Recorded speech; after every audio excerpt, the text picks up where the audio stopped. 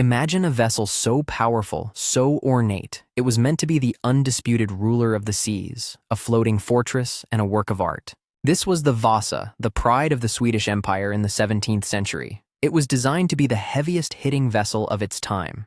Its construction was a national project, consuming vast resources and the labor of hundreds of skilled artisans and workers over 2 years. Adorned with over 700 intricate sculptures, it wasn't just a naval vessel, it was a powerful statement of wealth and military might. It carried 64 heavy bronze cannons, a formidable arsenal that was supposed to secure Sweden's dominance in the turbulent Baltic Sea. On its maiden voyage, with crowds cheering and flags flying, it represented the glorious future of the Swedish Empire, a moment of immense national pride. But this future would last only a few minutes. The world's strongest ship was about to meet a swift and unexpected downfall. It sailed less than a mile before disaster struck, turning a celebration into a scene of confusion and disbelief before the eyes of Stockholm. The story of the Vasa is a fascinating lesson in ambition, miscalculation, and the laws of physics, which no king can command. So, how did this magnificent ship, built for supremacy, sink almost instantly? The answer lies in a series of critical design flaws. The story begins with one man's vision, King Gustavus Adolphus of Sweden, a powerful monarch engaged in a major European conflict. He needed a new flagship for his navy, one that would be more formidable than any other nation's. It had to be a symbol of his power. The initial designs for the Vasa were fairly standard for the time, based on proven blueprints from experienced shipwrights. However, the king, upon hearing that rival nations were building ships with 2 gun decks, made a fateful demand. He ordered that the Vasa must also have 2 fully armed gun decks, cramming unprecedented firepower onto a traditional hull design. This change was not based on any engineering calculation. It was a last-minute alteration driven purely by royal ego and one-upmanship. The ship's original designer had passed away mid-project, leaving his less experienced successors to interpret the king's ambitious orders. They lacked the authority or perhaps the courage to challenge the king's command, despite their professional reservations about the ship's stability. To accommodate the second gun deck, the superstructure of the ship was built much higher than originally planned, raising its center of gravity. This single change, born from royal pressure, set the Vasa on a course for disaster before a single plank was even laid. The fundamental flaw was a matter of simple physics. The Vasa was catastrophically top-heavy, a problem rooted in its design from the start. A stable ship needs a low center of gravity. This is achieved by having a heavy, deep hull and keeping weight low inside the vessel. The Vasa's design did the exact opposite. The addition of the upper gun deck, with its heavy cannons and timber, piled weight high above the waterline. The ship's lower hull, or the part below the water, was too shallow and lacked sufficient ballast, heavy material like stones, to counteract the weight on top. Think of it like trying to balance a pencil on its point. Any small force would be enough to topple it over completely. The shipbuilders were aware of the problem. They used different measurement systems for each side of the ship, resulting in an asymmetrical build. This meant the ship was not only top-heavy but also lopsided, further compromising any chance of stability on the water. The ornate carvings and heavy sculptures, meant to project strength, only added more weight to the upper parts of the ship, making the problem worse. Every decision made to make the Vasa look more impressive and powerful paradoxically made it weaker and more vulnerable. It was a marvel of 17th century art and ambition, but a failure of 17th century engineering. The stage was set for a dramatic public failure. The construction of the Vasa was an immense undertaking. It began in early 1626 at the Royal Shipyard in Stockholm. Over 1,000 oak trees were felled to provide the timber for its massive hull and decks, a significant portion of Sweden's forests. Hundreds of craftsmen, including carpenters, sculptors, painters, and sailmakers, worked tirelessly to bring the king's vision to life. The ship's frame rose from the ground, a skeleton of timber that would soon become the most imposing vessel in the Baltic. The most striking features were the hundreds of sculptures, designed to glorify the king and intimidate Sweden's adversaries. These sculptures were painted in bright, vivid colors, making the ship a dazzling, almost gaudy spectacle on the water. Meanwhile, the 64 heavy bronze cannons were cast. Each one was a masterpiece of metallurgy and a significant expense for the crown.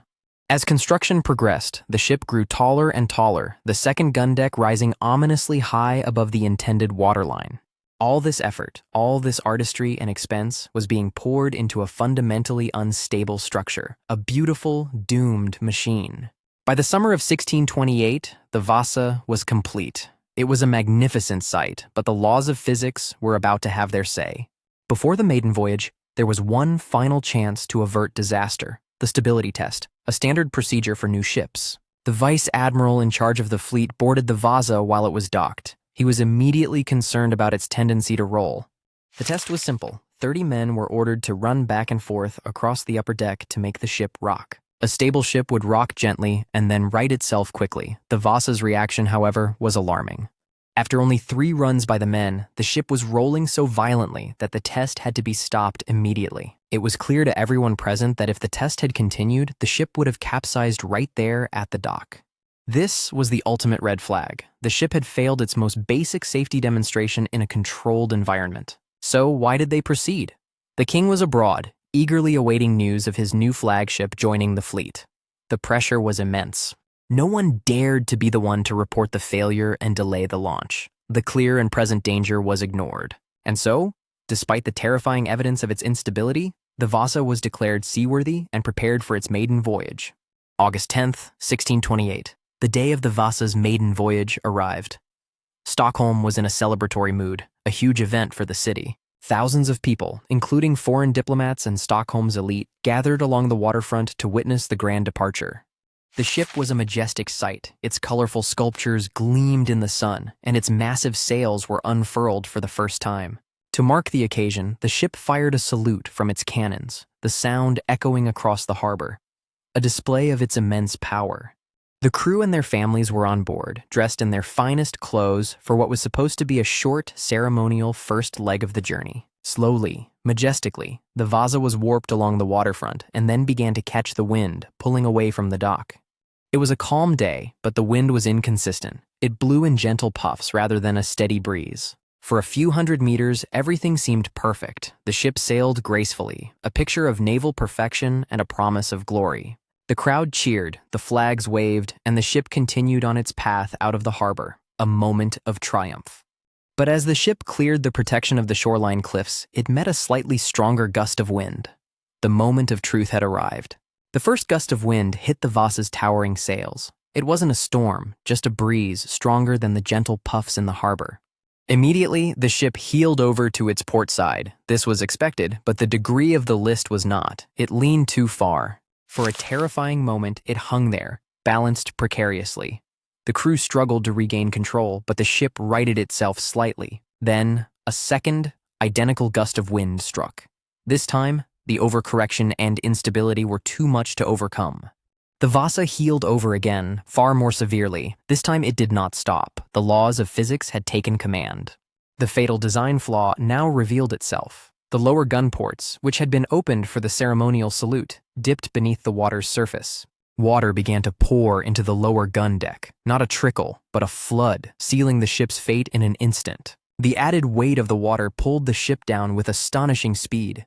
From the shore, the crowd watched in stunned silence. Within minutes, the magnificent Vasa, the pride of the Swedish Empire, vanished beneath the waves of Stockholm harbor. It had sailed for less than 300 meters. The strongest ship in the world had been defeated by a gust of wind and simple arithmetic. The aftermath was a scene of chaos and disbelief. Boats rushed to the site, but the ship had already settled on the seabed. Around 30 people were lost in the disaster, a tragic outcome for what was meant to be a joyous occasion. The celebration turned to mourning. News of the sinking took 2 weeks to reach the king in Prussia. His reaction was one of fury and disbelief. He immediately demanded an inquiry. Someone had to be held responsible for this national humiliation and immense financial loss. The surviving officers and shipbuilders were arrested and interrogated. The blame game began, with everyone pointing fingers at each other. The shipbuilders blamed the sailors for handling the ship incorrectly. The sailors blamed the shipbuilders for the faulty construction. But the inquiry revealed the truth. The ship was built exactly to the dimensions approved by the king's own representatives. Ultimately, no one could be found guilty of negligence. To punish the builders would be to indirectly blame the king for his demands. And so, no one was punished. The disaster was quietly swept under the rug, and the Vasa lay forgotten at the bottom of the harbor. For over 3 centuries, the world's strongest ship would remain in its cold, dark grave, its story fading into legend. The story jumps forward 333 years. In the 1950s, an amateur archaeologist named Anders Franzen became obsessed with finding the lost Vasa. He knew the cold, low-salinity water of the Baltic was hostile to the shipworms that normally devour wooden wrecks. Using old records and a self-made core sampler, he painstakingly searched the harbor floor for years, looking for blackened oak. In 1956, his sampler pulled up a plug of dark, ancient oak. He had found it. The legendary Vasa was directly beneath him. An unprecedented salvage operation began.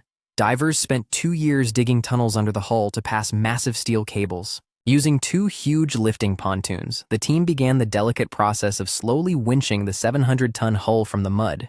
On April 24, 1961, before crowds and television cameras, the Vasa broke the surface for the first time in 333 years.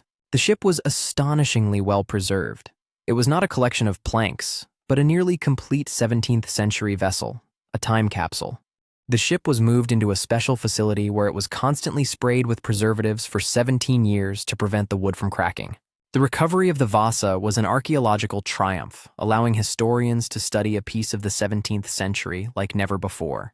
Today, the Vasa rests in its own dedicated museum in Stockholm, one of Sweden's most popular tourist attractions. Over 98% of the ship is original material. It is the most complete 17th century ship ever salvaged, a direct link to the past.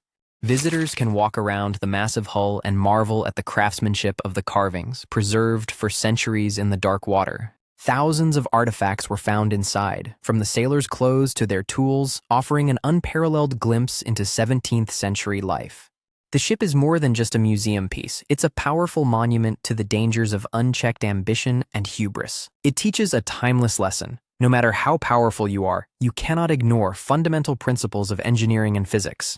The Vasa failed because those in charge ignored clear warnings and prioritized appearance and prestige over safety and stability. It is a story of failure, but its preservation has turned it into an incredible success story for archaeology and historical preservation. The world's strongest ship may have sunk instantly, but in doing so, it became immortal, teaching us more than it ever could have afloat. A beautiful, flawed, and ultimately priceless failure, the Vasa remains a testament to the fact that sometimes our greatest mistakes become our most valuable lessons.